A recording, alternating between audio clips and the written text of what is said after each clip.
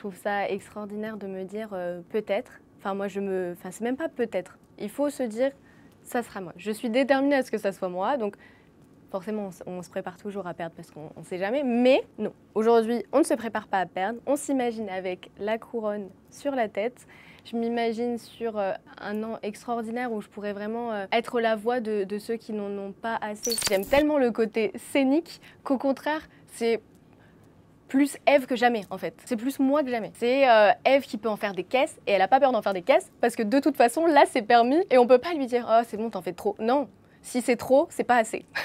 Maintenant, c'est vrai qu'il y a aussi une très grosse importance autour des causes qu'on soutient. Pour moi, c'est très important de parler du harcèlement parce que pour moi, le harcèlement touche autant les personnes que la santé mentale. Moi, ce qui a été un peu décisif sur le harcèlement, c'est me dire je l'ai vécu sur mon année, ok, j'ai réussi à bien le gérer parce que j'ai été accompagnée par la société Miss France, par mes amis, par ma famille. Et j'ai été écoutée. L'association e-enfance a mis des choses en place pour que je me sente bien, pour que je réussisse à avancer.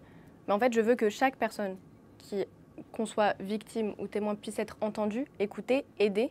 Et surtout que les victimes puissent avancer. Quand on est victime de harcèlement, on a envie de se bloquer, on se met dans une bulle, on se met dans un coin. Et en fait, non. Ce que je veux, c'est qu'ils puissent vivre. Si sur Miss France, on a réussi à me déstabiliser un petit peu pendant mon année, là, ils pourront faire toutes les tempêtes qu'ils voudront, on n'arrivera plus à me bouger.